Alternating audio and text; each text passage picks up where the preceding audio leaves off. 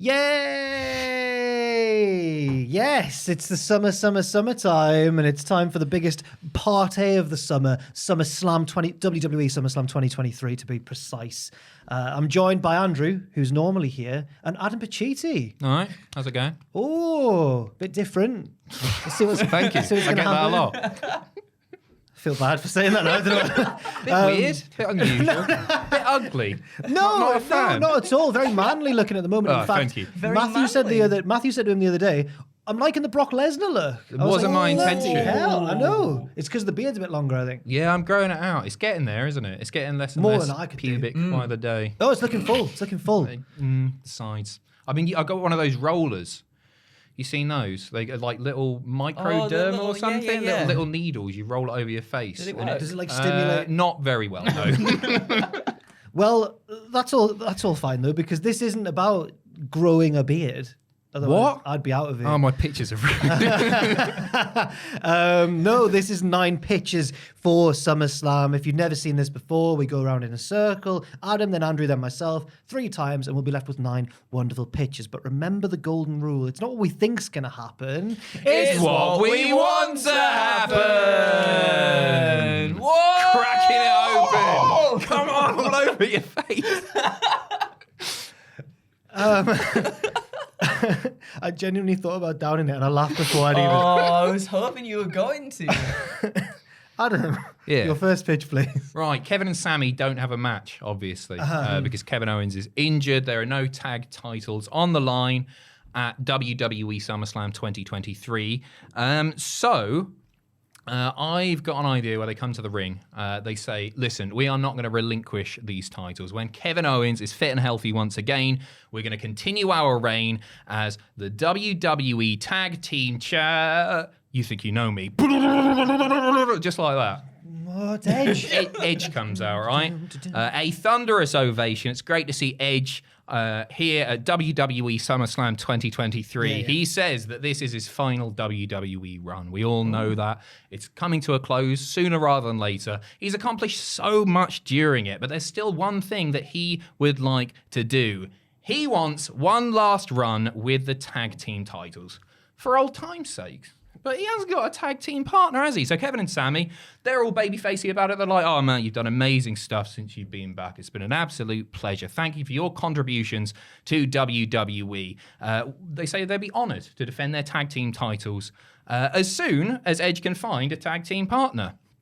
All of a sudden, I hear voices in my head. They talk to me. They understand.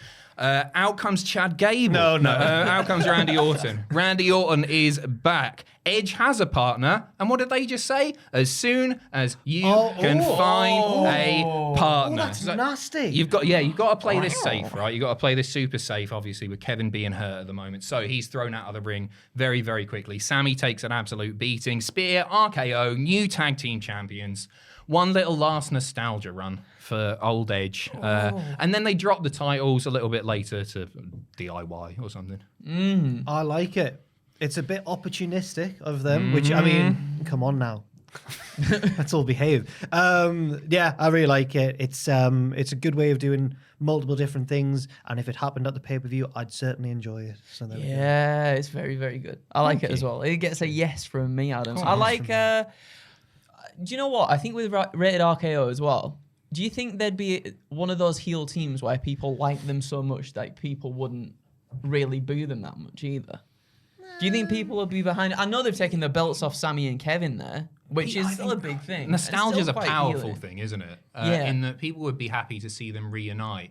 And I think that happiness would eclipse the fact that they've just stolen the titles off 2 big baby faces. Obviously, it can't really go on for very long, but I think it's a nice way of bringing Randy back. I don't really want to see Randy come back and do stuff with Riddle again, if that's the plan. I think it's a bit of a soft reset in some ways. He comes back and he does this thing. It's only going to last like 3 months or so. Yeah. But it would be heartwarming, and I'd like to see it. And I want to see Randy coming back as a babyface again, personally, because I like Randy's babyface stuff. And even though this is a sort of heelish thing to do, it's in character. As you say, the opportunist stuff. And so I don't know how soon Kevin's going to be cleared to compete. I don't know if there's been any indication of how long he's going to be away, but this might be an easy way of solving it and having a nice feel-good moment. Yes. Yeah. And I think Owens would be happy to. I think famously quite a big Edge fan as well. Or he wears his t-shirts sometimes. That's enough. Yeah. It's a good start. 2 yeses. Andrew. Yes. What's your first one? Oh, you are looking at my paper. That's only because I wanted to see how thick the stack was. Double-sided. It's double-sided, but it's the contents within the pictures are pretty thick with 2 C's. Well, that's fair enough then. So strap in, okay, because it's time for story time, isn't it? With Baldy Boy Baby. Are we ready for this? I'm going over to. First of all, you're the main man on these, I'm aren't not you? the main Yeah, man. you are. I see the comments. I've not experienced this in person, I don't think. Yours was very concise and to the point, and I think people watching prefer that, but I'm taking you for a ride today. Oh, my God. I'm taking you for a ride. Right. So, after a few conflicting reports I've seen online regarding the rules, I checked WWE.com's official sort of write-up for the tribal combat match, and I didn't realize that they'd put this in there, but it says in that little write-up, it's tribal combat where anything goes, but no one can interfere until Jey and Roman's match is over. Yeah. So it's just them 2 one-on-one. Time for a bit of a fight, and that isn't it. So not really anything goes, is it? Well, that's what I was thinking as well. It's a bit weird. Yeah. There seems to be an emphasis, I think, on the interference occurring after the match. So that's what I'm going to focus on in the pitch, even though it takes me forever to get there. Okay. However, let me set the scene, and this is why, because I got to set the scene. I pitched something similar in another Bloodline segment for an earlier pay-per-view this year. I believe it was the last one in Saudi Arabia for the tag team match. I remember that. It was highly emotional. It was. But with the elders having to approve this match type, it seems fitting that they'd have to be here to watch everything play out in this one. So we've got 4 thrones placed around the ring for the elders. 2 for Afa and Sika, with the latter there obviously being Roman's dad, and 2 for Fatu and Samu, with the former being Jay's dad, also famously, obviously, known as Rikishi. Now, visibly absent from Roman's side are the wise man Paul Heyman and the enforcer Solo Sikoa. So Roman wants to abide by the rules of the match and show respect to his family and the Samoan dynasty. Seemingly at least anyway, right? In somewhat of a short ceremony, both Jey and Roman bow to the elders and they engage in a handshake / nose-to-nose moment like the one we saw on SmackDown before they absolutely slaughter one another in this one-on-one affair. After a great show of resiliency on Jey's behalf and a great deal of confidence knocked off the tribal chief's ego, it looks like the Uso finally has Roman's number, hitting a Superman punch, spear, super kick combo to lay Roman out flat, ready for the finishing splash. Now Jey looks over at his father, they both give a subtle nod to one another, and Jey launches himself at Roman, but Reigns manages to catch Jey upon the landing and lock in the guillotine. Oh, why did he look at his dad? I thought he was going for a stink face. I was like, he was like, I've got this, Dad. I'm gonna. No, none of that. This is serious. This is sorry. Yeah. Don't say that away. Stink face. No stink face in this one. So yes. Anyway, Jey lands the splash, but Roman locks in the guillotine upon the landing. And with all his might and to the surprise of Reigns, Jey rises back up to his feet with Roman still tightly clutched around his neck. But before Jey can capitalize, he succumbs to the maneuver. Roman Reigns retains both the WWE title and the head of the table status. Now, after securing the victory, though, Roman refuses to let the guillotine go, almost as if all the frustration of knowing he came so close to losing everything has finally boiled over. He wants to end this chapter for good. When he does eventually pry himself away from the now lifeless Jey, he looks in the direction of the elders, but instead of being met with congratulatory gestures, the tribal chief is met with nothing but a row of stoic expressions as they sense Reigns' desperation and weakness. I go swallow and breathe. Even Paul Heyman and Solo Sikoa, who have made their way to ringside whilst this is all playing out, are taken aback by the tribal chief's actions. They're like, you might be going a bit far here, you mentalist.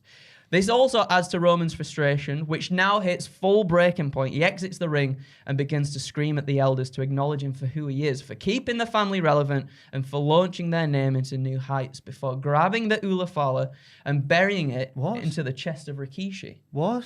The Ulafala. The lay? Yeah. Oh, right. Is that your name? Oh, sorry, right. Fair enough. Sorry, that was my own ignorance. And he buries it into the chest of Rikishi. Buries it into his chest? Oh, right. dickhead. I thought like in a vampire killing sort of way. No. Right. He buries it into the chest of Rikishi, asking his uncle to place it around the neck of the tribal chief. Rikishi refuses, though. He does nothing. So Roman tells Rikishi, I'll make you acknowledge me one way or another, you silly man.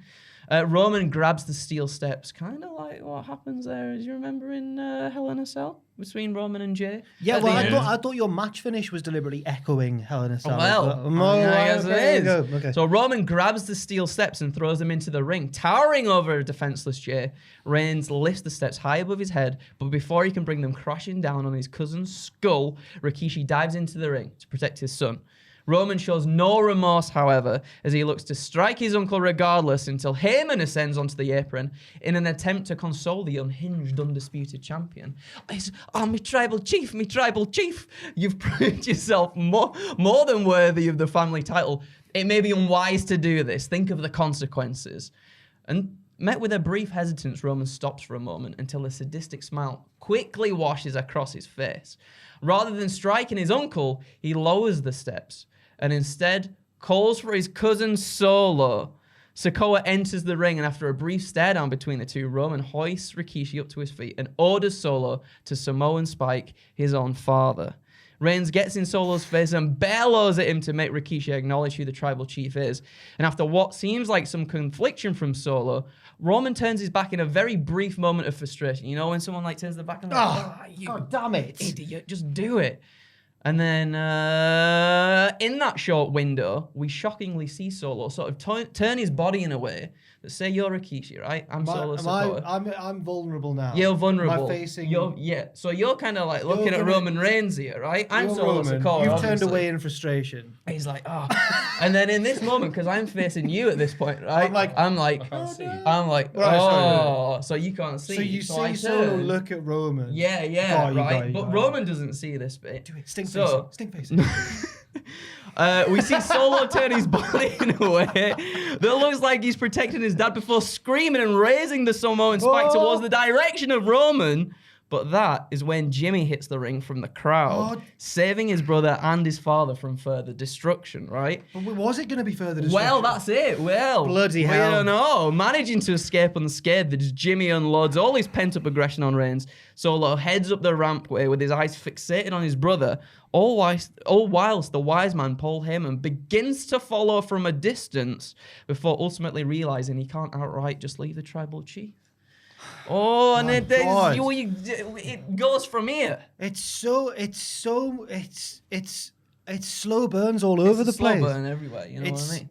Triple H, are you using these pictures to sneakily audition for Triple H's creative team? Because although your pictures are always inventive and well thought out and everything, they also operate within a similar framework to Triple H's style of booking, I feel. I think you and Triple H are pretty similar blokes, and I think that you've got I like it. I think that it's I think that it really matches the tone of how the Bloodline thing's unfolded so far.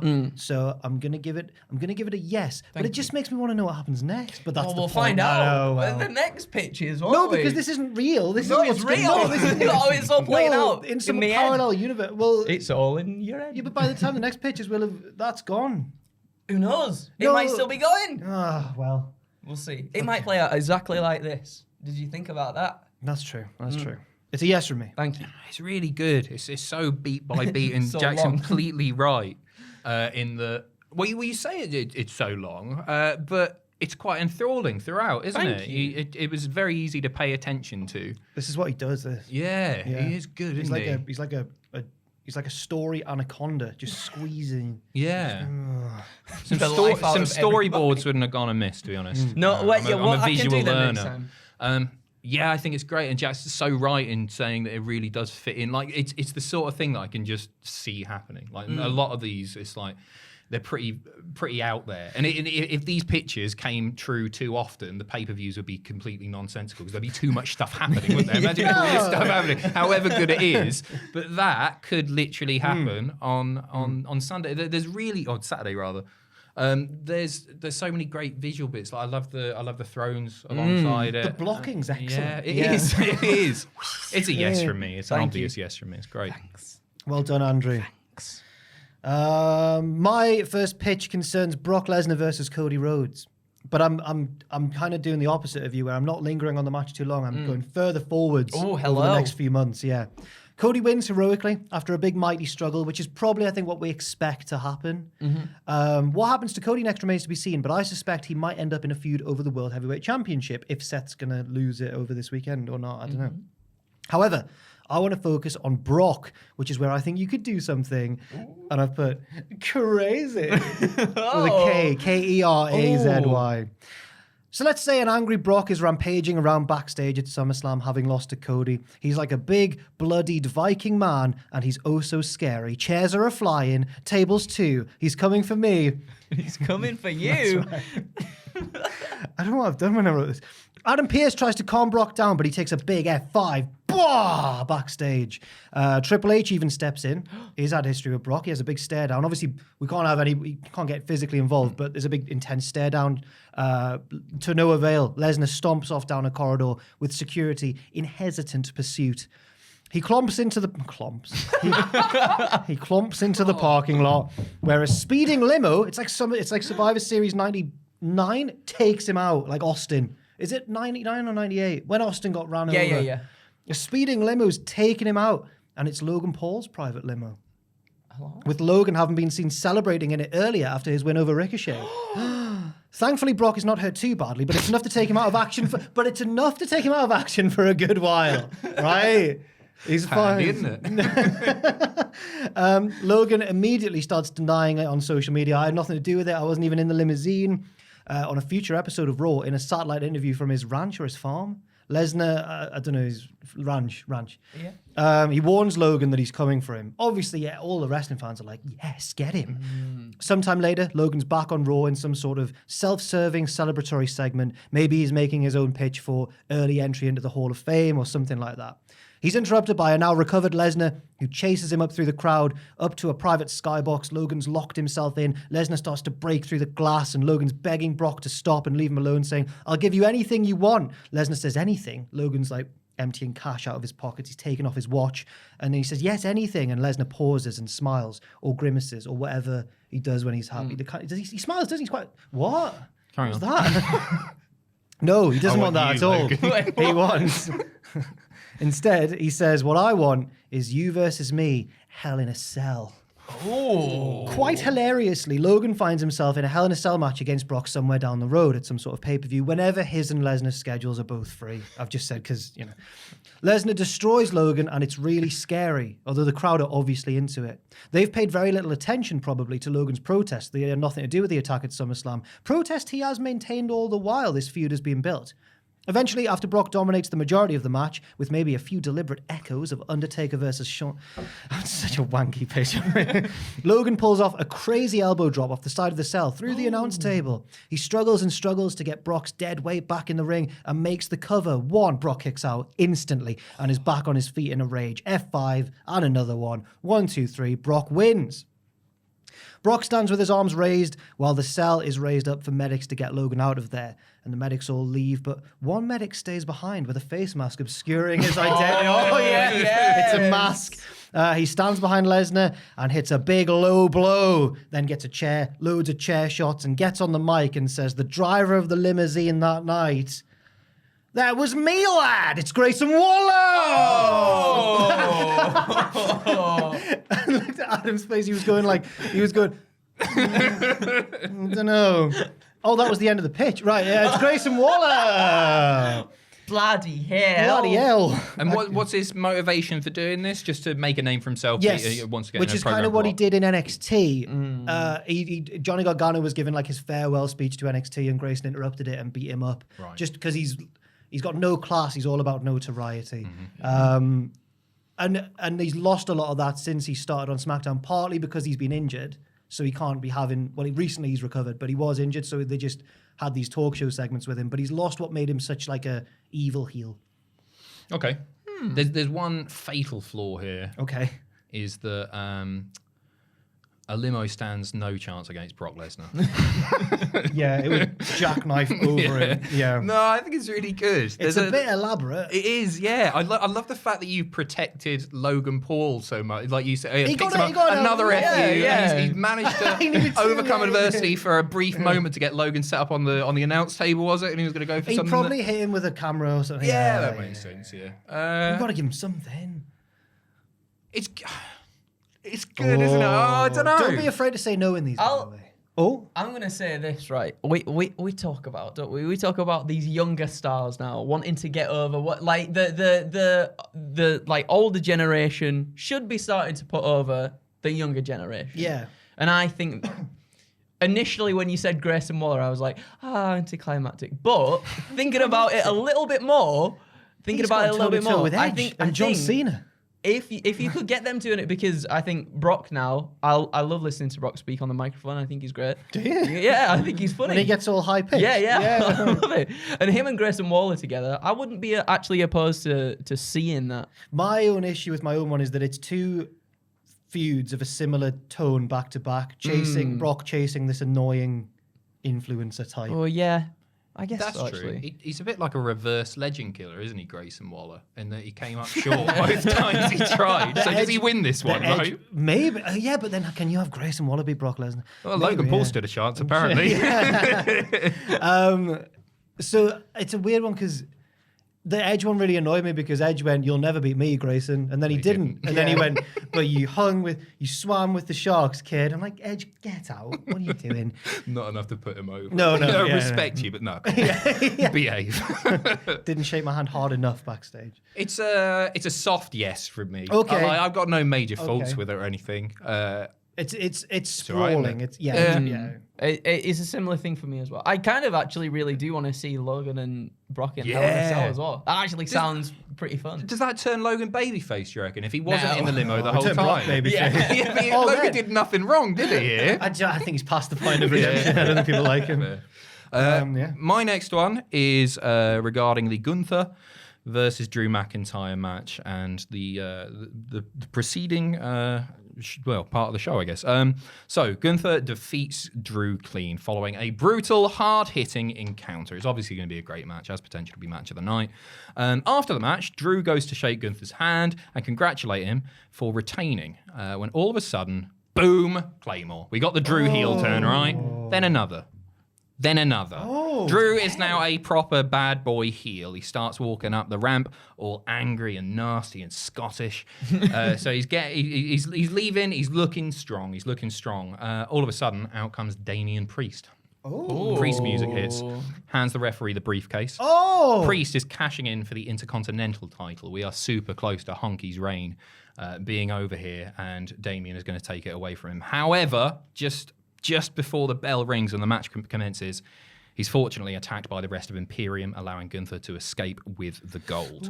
It's the most vulnerable Gunther has looked during his entire reign. Adds a little bit of peril, which I actually think is really handy as he does close in on Honky Tonk Man's record. You want to believe that he might lose it at some point.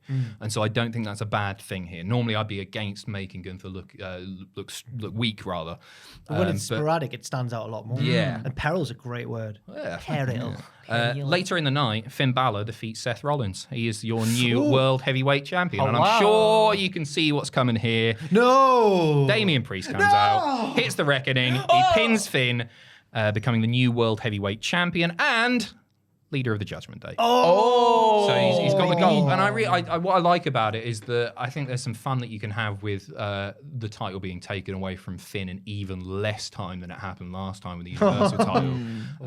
I think it turns Finn babyface. Well, it definitely turns Finn babyface. They could have a nice little feud and I don't know, Finn can piss off back to NXT or something. I really like it, especially because at first I was thinking, when you said that, I was hesitant when you said Priest was going to cash in on Gunther because I thought he wouldn't really.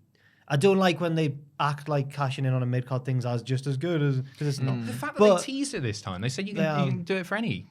And weird. Well, didn't they have Otis or someone use it? I mean, Austin Theory did. Austin Theory, to get the US out. But I'm not a huge fan of it because I think it makes them look like cowards or like they've settled for this Against lower. Gunter, though. But against Gunter's big. But I also like it because it then builds up this expectation that like, oh, Priest has deferred to Balor. Like they've obviously had a word and he's not going to count. But then it's all flipped on its head by the end. Yeah, I like it. Thanks. I like it a lot as well. There was that little thing on Raw this week with Chad Gable with the 5-minute challenge as well, where Gable actually he outlasted Gunter in that 5-minute thing, but Gunter was like, nah, restart the bell, like we got to do this again. And I felt like that gave a little bit of jeopardy there to Gunter actually losing the title. So maybe if we do continue it in that way, having, as you said there, with Drew coming out absolutely hammering him after the match and then having Damian come out, I think you're right in that it'll be an interesting thing to see Gunter on the other end of like being the one in jeopardy for a change. I just think you need it at this point because it's a once in a lifetime thing, isn't it? To be presented with this situation where the longest intercontinental title reign may be surpassed, you've got to make the most of that, but also you've got to present that champion with a little bit of vulnerability, just so it's not another match. Like imagine if it came round and his last match before surpassing the record is against Mansoor or something. No disrespect to Mansoor. You need people to believe that it could happen. They might take it away from us. Yes. So I like it a lot. I like it a lot. And I think for Gunter as well, I know it's not necessarily all about Gunter in this pitch, but I think Gunter's reign has been great. He's had great matches, but the stories might not necessarily have been there. So it could be a way to like push a narrative a little bit as well. And weave things in. I like it. Sorry for not thinking about Finn there. I'm just not that fussed. Oh, no, that's all right. I mean, I think he's probably, if he was kicked out at the Judgment Day, it would give him a nice boost of momentum as a vengeful babyface. Yeah. Him versus Dommy Dom or something like that. Dommy Dom. Dommy Dom. Yeah, it's 2 yeses. Thank you. It's lovely. It's probably lovely. Andrew. Yes. Top the emotional heartache of last pitch. We'll see what we can do. Okay. We'll see what we can do. So I'm going over to Seth Rollins versus Finn Balor for the World Heavyweight Championship. As Big Balor said last week, or this week, sorry, even, or last week. No, last week, yep. Recently. I'll get there. Recently. That's a good broad I term there, isn't it? Genuinely use it a lot when I'm watching. As Big Balor said recently, it's the 7-year itch he's been looking to finally have scratched, and my goodness gracious, I definitely want to see this happen at SummerSlam, right? So at some point during the evening, though, of SummerSlam, we get a backstage segment in which Finn and the Judgment Day are interviewed about Balor's title match with Rollins. The interviewer brings up the obvious elephant in the room, Damian's Money in the Bank briefcase, but Priest says he knows how much this match and a win against Seth means to Finn, and he promises that he'd never let the briefcase get in the way of that. The two stablemates hug it out. But as they do, we see Finn's expression turn to one of You love a secret expression. We like the secret expression. Winks at the camera. Yeah. I'm gonna mess him up. That was the coup de grace. It was beautiful. Which one of that them was A-Town Down. Which one of them's... So Finn's looking Finn's through the camera. Yeah. Oh, yeah. The camera's at Finn and Finn's like, ooh, I'm a bit uncertain up on hearing the words. My so-called friend is speaking here. Yes. Match time comes and it's a very intense and physical affair. Everything culminates in this moment for Finn Balor, who desperately wants to leave with the championship held high above his head. The Judgment Day are at ringside through the entirety of the match. However, after an early attempt at cheap interference from Rhea and Dom to turn the tide, Damian actually steps in to stop them as he and Finn give one another a knowing nod of respect. Commentary sort of get the point across as Damian and Finn both know that after all this time, Balor has to achieve this momentous goal on his own terms. Priest acts much more like a babyface throughout the match, cheering and rallying Finn on throughout the entire bout. Now, after numerous close pinfall attempts and false finishes, both Balor and Rollins are absolutely spent, battered, and beaten. In a huge moment, Finn manages to reverse a superplex attempt from Seth into an avalanche 1916 DDT for a 2.9999999999999. Unable to put the Visionary away, Finn hits a shotgun dropkick into the corner, climbs the top rope for the coup de grace, but misses it as Seth rolls out of the way. Now, as Seth comes down, his knee sort of buckles under the weight of the landing. Seth hits the stomp, but as both men are exhausted, he can't capitalize with the pin. It's a double down. It's a double down. Oh my God. Laying on the canvas facing towards Damien, though, we see a dazed Finn. He's clutching at his knee and he's trying to mutter something to Priest. And then it soon becomes more audible to the audience. Cash in. I can't do it, Damien. Oh, my knee. Hang on. Don't let him take everything from me. Cash in, please. Damien sees the pain in Balor's eyes. Damien sees the pain in Balor's eyes and voices his stablemate pleads with him for help. After some swift debate with himself, Priest does it. He's got the blessing there from his friend. Yeah. He cashes in. He quickly enters the ring and sizes up Rollins. He goes for the South of Heaven, but Rollins reverses it, super kicking Priest in the midsection. The crowd is going radio rental. Bayek. What's going to happen? Rollins winds up for the stomp, and much like that of WrestleMania 31 with the RKO, as Seth gets the airtime, Priest reverses it on the descent for a huge South of Heaven. Oh, shut up, Andy. Priest goes... How can he hit that? Because he's cool. Come on now. He's a demon. Okay. He's a priest, after all. Right. If you think about it. Priest goes for the cover to win his first ever WWE World title with the blessing of his friend. But as he does, Balor swiftly reveals that his knee was fine all along.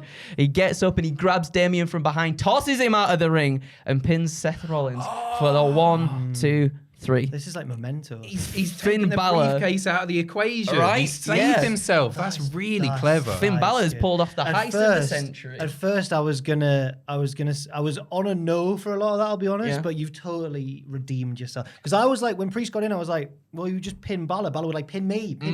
But no. No, He had no. a plan all Yeah. along. It's a big yes. Thank you. My thumb is... well, where's that thumb going? It's a full yes from me. Firmly planted upright. Yeah, yes, it is, proudly. Good. Thank you. I thought you were going in the direction that Priest was going to lose, and then there's more tension between them. It's like, oh, Priest is annoyed because Balor's essentially cost him his briefcase.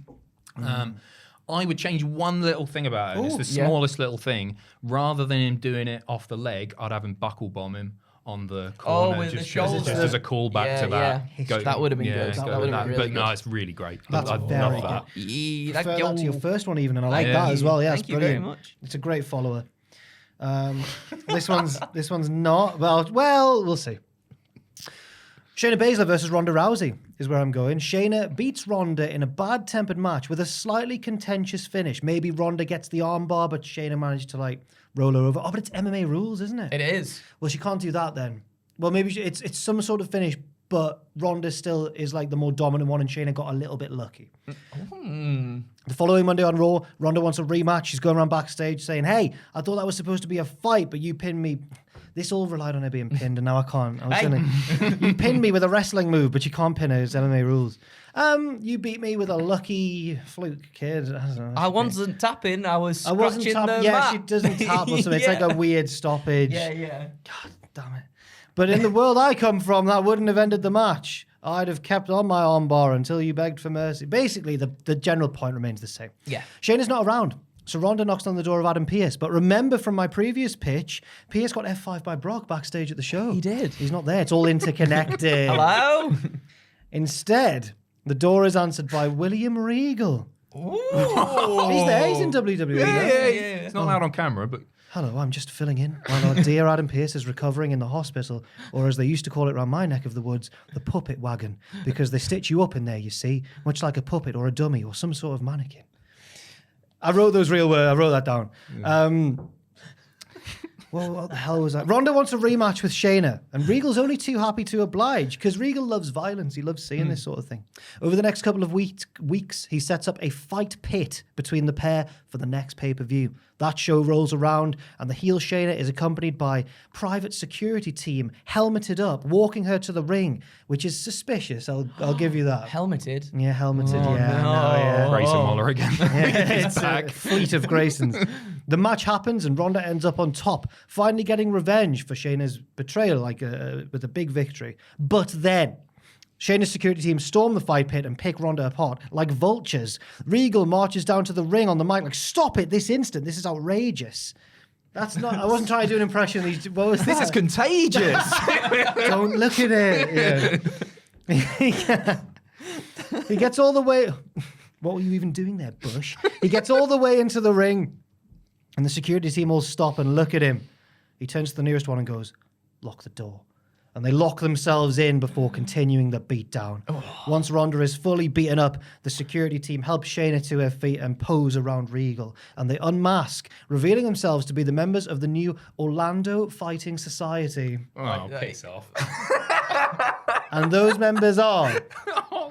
And these are all in the current Raw roster, by the way. So it works. Yeah. Shayna. Yep. Zoe Stark. Oh, That's a good one. I like. Yeah. Sonya Deville. Okay. Because she's got the Because MMA. she's the fighter. Yeah. Piper Niven, where's she gone? And I've put Tegan Knox maybe. I feel like she's a natural babyface, but we saw her retain the WCPW Women's Championship in some pretty hardcore circumstances, actually. She was the first ever one done, you know. Adam presented her with the belt, actually. Did I? Yeah. I do remember that. It was very special to me. I remember because you were worried about being so much taller than her and like holding the belt up, or holding her arm up or something when she won the match. Oh, lift her up. Yeah, like a child. Yeah. That was a great match when she kicked Blair Davenport through the chair. Yeah. I just thought Blair Davenport could be in the group. Blair Davenport. What about Cora Jade as well? Because she did the thing where she was like just lost to buying Dana it. Brooke. She's rubbish. Yeah, well that's So- fair enough. Yeah, yeah. No, Cora, I think needs to be on her own for the minute to let her personality shine Fair through enough. more. It's the generation of Jade. Yeah. Come on, that's a real catchphrase. What Is about it? poor little Chelsea Green? One Well, half I of the think tag champs. I think she's more effective on her own as the Karen. Yeah, but she's got a belt. Oh yeah, they'll have lost that before this pay-per-view. Wait, what? On Friday. They'd have lost it to the Cowie Girls or something. Okay. That's Katana Chance and Caden Carr. There we go. That was it. Yeah. Oh, the silence is deafening. I looked over and even Joel's smirking away behind the camera. Who do they feud with? Everyone. Just everyone. They're just, yeah. Yeah, rah. Well, you sold me, Jack. Oh, I don't know, lads, right? The worst thing is, this feels like the last pitch I wrote. It's not the last pitch, it's the last pitch I wrote. I can't wait for the last Whereas one. Andrews are going up, are yours just going to continue plummeting? Yeah. It's a no from me. Fair enough. It's just a faction that I don't want to see at all. Okay. Yeah, No offense to any of them, because I like them all. No, it's totally fair. I agree as well. Unfortunately, I'm sorry. I like the rather unmasking. see- That's Now, always a fun. no from Adam or a no from Ross is pretty standard, but a no from you. that hurts a lot more. He's so nice like most I've of the just time. done something bad. It must have been really crap if you're giving it. I mean, a no. I don't want to say that. You're like because the who's like the nice one on Strictly Come Dancing, like the Italian one. I don't know. Who's the Italian? Gino? No, that's not Gino, is it? No, he's the chef, isn't Yeah. he? You're like you're like the Nicole Scherzinger. Okay. Of the situation, whereas Yeah. Ross/Adam's more of a Simon Cowell. More. Oh, like- okay. No, I would just rather see Shayna go out on her own rather than be within a faction. Is that okay? Although you That's could all argue that, that like the stuff with the Blackpool Combat Club, they still get to go out and do their own separate thing. But Don't try and help me. It's okay. Okay. It's a no. It's no It's for in the me. mud. I'm We're sorry. not gonna. That one's yeah. Yeah, I'm sorry. What a great visual, though, the unmasking. One by one. All different. Regal's in the poses. middle going. It's like Charlie's Absolutely. Angels. No pop for any of them. Who's that? Is that Sonya? Did that? Right, Adam, your third and final pitch, please. My third one is regarding the Slim Jim TM Battle Royal. Is that honestly? No way. Yeah, it's a Slim Jim Battle Royal. No. Presented by Slim Jim. Has anyone? Because at the time I wrote mine, no one had yet been announced. for Yeah, it. we've got, I think there are 5 or 6. I've written them down. Well, I'd like Shit, I to. think. Before we get Yep. to mine, also LA9. concerns the battle royal. I wrote that before I knew any of Cool. it. Okay, right. So Cool. the confirmed entrance as of Tuesday, time of recording, so there may be more. This goes out on Wednesday evening. LA Knight, Sheamus, Ciampa, Nakamura, Otis, Gable. They're the ones that are confirmed. But anyone can be in there, right? And it's multi-brand, But so the winner of the match is certainly in that first batch, surely. you would Must- assume so, yeah, wouldn't yeah. you? Right, so Omos puts in a dominating performance. Oh. He's chucking fools out left, right, and centre because of his size, which is large. It comes down to a final 4 of Riddick Moss, Bobby Lashley, Omos, and LA Knight. I'll explain the first 2 former Andre the Giant Memorial Battle Royal Yeah. winners in those 2. Omos, who's massive, and LA Knight, who is arguably the hottest actor in all of WWE right now. Lashley and Omos, they charge at Omos together. They're looking for a double clothesline. Lashley and Omos charge at each other. Sorry, Lashley and Moss. Yeah, Lashley and Moss Moss. charge at Omos, double clotheslining him once. Roll back twice. Oh. He's staggering to the ropes here. They go for a third. Omos ducks down and he catapults both of the previous armbar winners over the top rope. It is It's down almost an LA Knight. It's almost an LA Knight. That's right. Yeah. LA Knight starts laying in the strikes on Omos. He's trying to lift him, but Omos is too gargantuan to hoist over the top rope because of his size. All of a sudden, Omos catches LA Knight by the throat. Another hand nails him with a two-handed choke slam, his finisher, over the top rope to the mat below. Omos is the winner of the Slim Jim Battle Royal. I thought we were getting like a Cesaro on Big Show moment, like a heroic, like, what? Yeah, everybody wants LA Knight to emerge victorious here. But with the current state of it, some sort of actual prize is needed, some like number one contendership. This is, I don't want LA Knight's big win to be the Slim Jim Battle Royal champion. I think it's crap. This isn't the one prize has been announced for not at the title moment. shot. Not at the moment. So as the match as it stands right now, it's ultimately meaningless. It feels like the biggest consolation prize possible following another multi-man match in Money in the Bank, where obviously he didn't pick up the win. So I toyed with like adding something about LA Knight grabbing the mic, doing some sort of work shoot post-match promo or trashing ringside area. Or something like that, but I don't even think it needs it. So because people love to hate WWE, and if they're denied another LA Knight win, they're only going to get behind him more as a result. This isn't the time to do it. That's what I'm saying. That's all it is here. It's not a big pitch. I just don't want LA Knight to win this one because it's crap and who cares about winning the Slim Jim Battle Royal. The pops aren't going to go away. If anything, a loss here would make them even louder. That's clever. That's good. It's like, then he unmasks. He was almost Bray Wyatt. It's covered in blood. Everyone's covered in blood. I was going to compare it to Space Invaders, where you got to shoot where it's gonna go, not where that's the crowd's expectations, and you're one step ahead. Save that win for something big. Yeah. Like the way they got KFC in or something. It's a yes from me then. Yes. At first it was going to be a no, but you justified it very well. Thank you. I think you're absolutely right. It's a yes from me as well. I think if there's no prize on the line at the moment now, and if he did win it, what's he got? Bragging rights for 2 weeks, and then we forget about it, don't we? So it's like, yeah. If nothing gets announced for it, absolutely. I think you're right, and I think that should be how it plays out. Yes. Before we get to your, I can't read the words themselves. I've noticed it's a short pitch. It is a very short pitch because I like to, if I've written two really long ones, I like to end with a short one. It's like an after 8. Yeah. Cigarette after sex. Yeah, exactly. Which is exactly. That's the pitch. I know. Almost an LA Night. Covered in chocolate. In the door in your gown. Okay. Right. My final one. We have fun on these. Also revolves around the Battle Royale. And as you both have mentioned there, I said, give that Battle Royal a bloody stipulation, right? It doesn't have to. It doesn't have one at the moment, so why not up the stakes rather than maybe a lifetime supply of Slim Jims? Make a Battle Royale in WWE feel bigger than just like, we get the Royal Rumble. Make it feel like something. Make it feel like something at least. Death to every runner-up. Death to every runner-up. Like Battle Royale the movie. Yeah. / book. Oh yeah, that's a good. I've read the book. I've seen the movie. The movie's good. The movie's great. Got Takeshi in it, hasn't it? The book was, yes, it does. Or General Lee. Yeah. Takeshi was the bad guy, wasn't he? In Takeshi's castle. Yeah, Takeshi's actually the one with the big head, I think. Oh, and he's the JA. You're right. Yeah, totally. General right. Lee's like the one who's commanding. yeah. Craig Charles is like, they've got to storm the gates.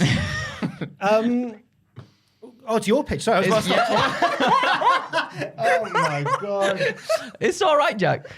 So I've said the winner automatically gets a shot at their respective brand's mid-card title. Just on autopilot. Sorry. So either the United States Championship or the Intercontinental Championship. That's a good prize. I think that would work well in the favour of some of the storylines playing out on TV at the moment too. So I've said, for example, Chad Gable last night on Raw, as I mentioned earlier in the video, went the distance with Gunter and didn't initially get pinned by the IC champion in that 5-minute challenge until Gunter demanded the match to be restarted. So we were teased of what could be between a full big blown match between them two, and I really want to see that happen as well again at some point.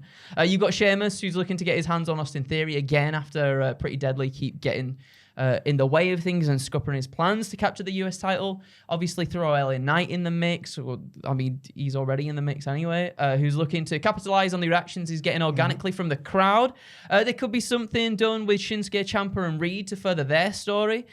We could even see The Miz return in this. And with the help of Big Bronson Reed, he manages to eliminate Ciampa and Shinsuke. But before perhaps we get a tease of either Bronson or The Miz turning against the other to throw, you know, a little bit of spice, a little bit of seasoning into that big old mixing bowl as well. And basically, I'd just like to see the match have a grander purpose away from just winner wins, has bragging rights, nothing comes of it, job done. You know, like, it's not an after eight at all, is it? It's a, you'll know this concept, you're northern, a picky tea. Oh, you like a You know, picky picky tea? tea? Like a Yeah, Guess all the what it stuff is, from yeah. Summer Iceland. picky tea. All on baking chuck trays, everything in the yeah. oven, yeah. That Oh, was a aye. lovely little, A little picky Bits of tea. everything, and yeah. I think I like them all. Thank So you. yes from me. The meat and 2 veg of it is just give it something to win, Yeah, right? yeah. You just win- yeah, it's 100% yes. Yeah. Yeah. I you know what? A lot of the stuff that's there, all those little stories playing out, that's exactly what any kind of battle royal should be. You should see that stuff play out. Yeah. I hope we do see that. But it does need something to win, especially when they've just scrapped 2 planned matches today, but the Slim Jim Battle Royal's still on the card. Yeah. It needs to be something special. It does. Yeah. Mine also concerns the Battle Royal. It's the pitch that I've put most thought into comfortably. A while ago, when it was the Royal Rumble pitches video, I did a weird rumble with the... No, I'm not done it again. No, it's similar in its ridiculous nature. So I did a rumble where all 30 entrants were... I just hit random article on Wikipedia and just made them the entrants of the Royal Rumble. The winner was trees in Chinese mythology. The use of trees in Chinese mythology. Literally, I thought you meant with wrestlers there, not literally anything. We Department of Social Services, I let Ross and Andrew decide the winner, but there was stuff like I watched it back last night just to remind myself, and it was like there was a boat which is now owned by the Bremen State Police in Germany. Stuff like all Yeah. There were mountain. Was there a mountain? There was a mountain For beat. 30 of those. Yeah. It was, the comments were like nearly. They all liked it for some reason. That's Yeah, good. I know. But you like the mountain. No, but in I like the end- trees. But in the end, the trees won. I think the trees are the best because the trees can plant their roots in there. And they're not going Who's anywhere, gonna, are they? Who's going to get rid of the use of trees in Yeah. Chinese mythology? Yeah. Exactly. Makes sense. This is the 20-person battle royal. At the time I wrote this pitch, we didn't know any of the entrants, so I've just made the ultimate summer battle royal. All 20 entrants are people who I feel really thrive in the summertime. Oh no, don't be. Number 1, Michael Phelps, most successful summer Olympian of all time, a staggering total of 23 gold medals, 3 silvers, and 2 bronze. That's better than Kurt Angle. You guys also bear in mind you can pick the winner, but keep. Okay. Number 2, Bryan Adams, of course, the man behind the iconic smash hit Summer of '69. I thought you meant the wrestler. No. No, no. Bryan Adams was born in November 1959, which means that in the summer of '69 he'd have been only 9 years old. Makes the song a bit weird. What does he say that again? He was born in November 1959. Oh, yeah.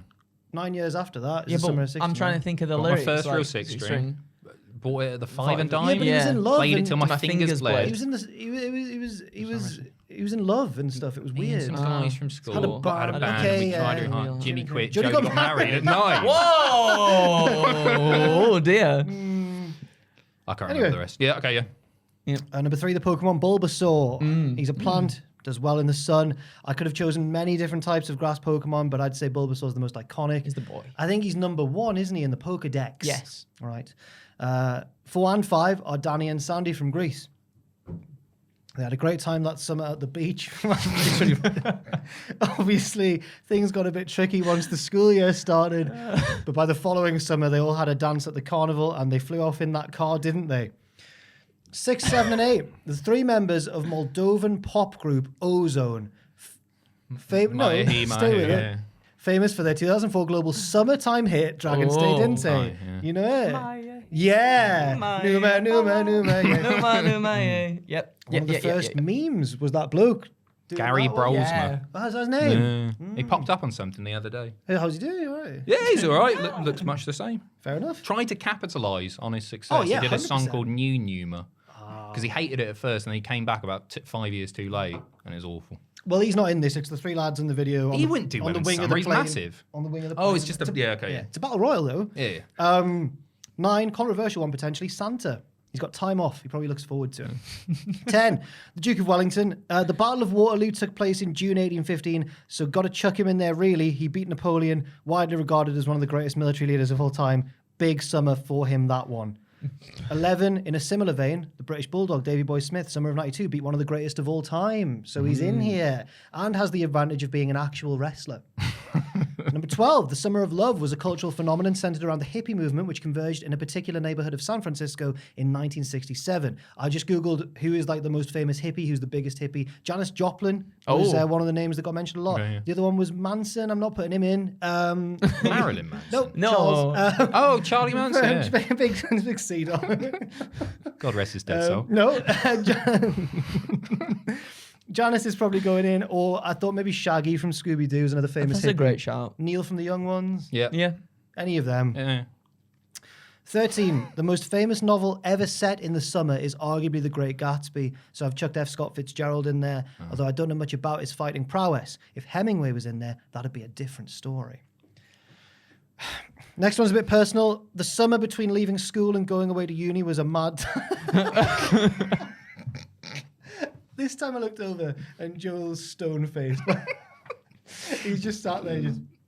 the summer between leaving school and going away to uni was just a mad time, wasn't it? Ridiculous amounts of free time on your hands after exams. Everyone's suddenly 18, house parties, going out. And through that absolute mess of a summer, for me, in the year 2011, one song was consistent. So for numbers 14 and 15 in this Battle Royal are the two members of electronic dance music duo LMFAO. Oh. Because Party Rock Anthem was on. Oh, yeah, of course. Red Foo and Sky Blue are their names. I can only assume that Sky Blue is the current AEW wrestler, and might I say, she hasn't aged a day. You could even argue that she looks better now than she did in her heyday. Number 16 is George Washington. I'm so sad about what This is 20, right? Not 30. 16. Yeah, it's 20. Okay. George Washington. I thought, what famous days do we have in the summer? Obviously, the 4th of July. I Googled who is the most American. George Washington. Yeah. 17, Kid Rock, all summer long. 18, for many, many years, one of the big British TV cultural events of the summer was Big Brother. So I'm going for the voiceover guy because he was always in work. And a Geordie as well. Yeah, he was fake Geordie, really. Was he? I don't know if he was really. Dear 32. It sounded like he was putting it on, didn't it? That sounded more Sunderland-y.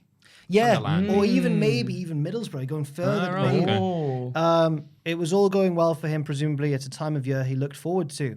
It's the opposite of the Santa point earlier, because I said he's got time off in the summer, but I was struggling by this point. 19, the shark from Jaws. Apparently Jaws started the phenomenon we now know as the summer blockbuster. And number 20, a man who appreciates the joy summertime can bring to any location, making even the most exotic destination just that little bit more beautiful. And the Isle of Wight's favourite son, go on, Derek Sandy, he's in. Welcome to the Isle of Wight. And after I wrote this all, I then watched his audition for Britain's Got Talent. Yeah, big views. They didn't take him seriously. No, he is a farce.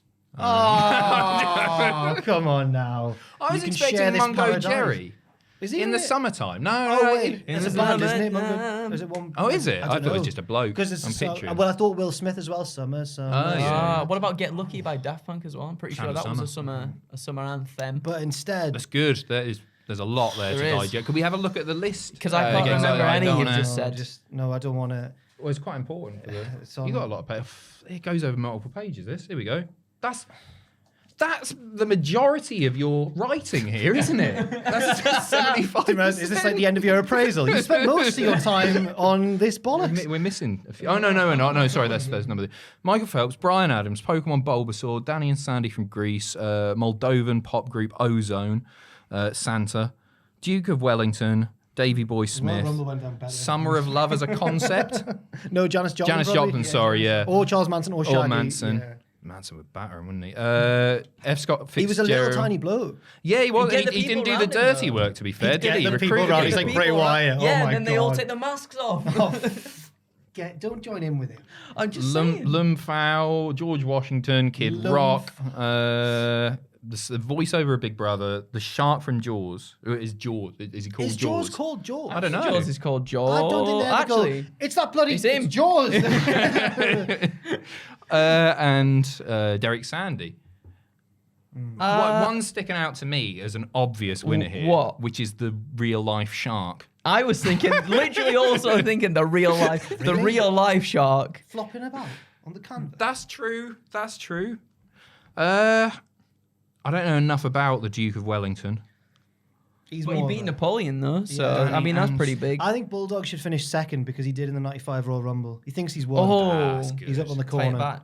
And then Janice Joplin from behind or whoever. Sandy needs to eliminate Sandy, Danny, right. for sure. No, not for the Oh, final. wait. She needs to eliminate. I thought you meant Derek. There's a Sandy off here. Oh, God, yeah. No, sorry. Grease Sandy Yeah. eliminates Grease Danny. Yeah, that's great Yeah. looking. Love that. Why are we still... Brian Oh, Adams. yes. Will Brian Adams be 9 years old at this point? Because no one's gonna hit a child on no, live this is TV. him when Summer of 69 was a big hit, probably. Because if he was still 9 years old, no one's gonna hit a kid. Yeah. Secret, you know. No, I don't Hide think in the it's corner him. somewhere. I don't think it's him. Charles Manson would hit a little kid. Oh yeah, true. What has happened? Or he train recruit him. What has happened? You brought this to the table, I Jack. wasn't We're giving this some expecting thought. I'm still going for Jaws. You know, I know he flopped. I think Jaws But as trying well. to lift him up, that's gonna be a task within itself. Do you know the names of the 3 members of the Moldovan pop group Ozone? No. Off the top of your head? And you know Ooh, what? that makes it difficult. I really anticipated that question and I was going to write them down and I forgot. I genuinely, I'm fuming now. Bulbasaur's in with a chance, right? Yeah, He's really Bulbasaur- Yeah, he whipping can and send him stuff. to sleep. He's got stun spore. He's got vine whip. Put He's his got all this vines around the ropes so he Yeah, can't get thrown. Yeah, I'm going for Bulbasaur And actually. yeah, because Jaws wouldn't be effective against Against Bulbasaur. a water plant type. Pokemon, yeah. So technically, No, then I'm it's gonna, Bulbasaur. I'm gonna take Jaws because he's a shark and the rest aren't. I'm going as for far as I can Bulbasaur. tell. This is on land. True. Anyway, it doesn't matter. But he's got a few minutes in him, hasn't it, to chomp away before he perishes. Is it a yes or a no? Is the To what? you just give me all No, these? to- Give me all. a yes or a no to that match taking wait. place? Yes. Yeah. 100%, obviously. Absolutely. Of course. That was. Don't. We need to frame that. Shut up, Andrew. Don't do that. Joining in with the big bully over I'm there. not. Oh, my bullet! I enjoyed. Oh. I like it when you do these. I look forward to Rumble No, if season we now. go back and watch the Rumble footage, you and Ross were like in ecstasy when I was It's reading it. because- What's the next random Wikipedia entry going It's to be? because it was the first time we'd seen that. Yeah. I wasn't trying to no-sell it at all. I was just curious. So I It's not should have got like It's not like louder. you've no soul. It's like you've counted it and hit your finisher. And No, that's not true. I've done nothing. I've done nothing. Literally just read them. Do your second one again. That was pretty good. Thank you for watching this video. This has been 9 pitches for SummerSlam Ross will be back next time, you're 2023. grand. I'm off. Loads of content coming out. There'll be when are predictions going out? When this is published, Thursday, tomorrow. Right. And we'll also be doing live reactions. Yep. We'll also be doing a what happened at video in the immediate aftermath of SummerSlam. I'm not sure when Ross is back, so we will get WTF moments. Yeah, it is coming. I've got to chat to it. I'm not sure when it's. Fair enough. I don't know if it's Sunday. All that stuff to look forward to and more. The stream can be found at youtube.com/cultaholic/live, I believe is the URL. And leave your funny pictures in the comment section down below. Life's a pitch, and then you die. Oh, that's a good. Wow. Why have we never? That's really good. See you later.